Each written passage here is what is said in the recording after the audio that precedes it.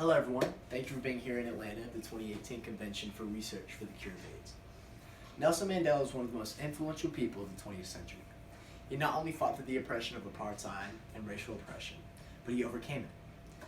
He spent 27 years in prison fighting for what he believed in, and he overcame it, and against all odds, led South Africa to democracy and was elected the first president.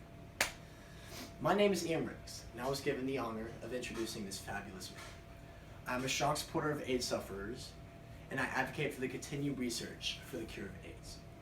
The International AIDS Society has had this wonderful event every year and has asked Mr. Mandela if he would be the guest speaker this year. I was lucky enough to be able to win a raffle to introduce this outstanding man. So a little bit about Mr. Mandela. He was born on July 18, 1918. He grew up in a rural area and engaged in activities such as herding sheep, herding goats, other animals such as that. Mandela attended Fort Hare Missionary College, but he was expelled for organizing a strike against the white rule of this college, first of many. Mandela soon joined the African National Congress in 1942, where he would later become the deputy president. After this stint, Mr. Mandela was arrested and imprisoned in 1962 for conspiring to overthrow the state. It was a very controversial arrest, but at the time, South Africa was in the midst of apartheid, and it was not very surprising. And for those of you that are not aware, apartheid was very similar to the segregation in the United States in the 1800s and 1900s. Blacks were viewed publicly as less than whites. So Mr. Mandela would serve 27 years in prison, and during this time, his son would pass away due to AIDS.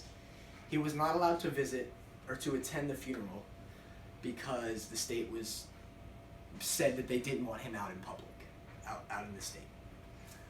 So after Mr. Mandela got out of jail in 1993, he was awarded the Nobel Peace Prize because he was the face of the end of apartheid. He was the vocal leader of South Africa. And the next year, he was voted the first president of South Africa.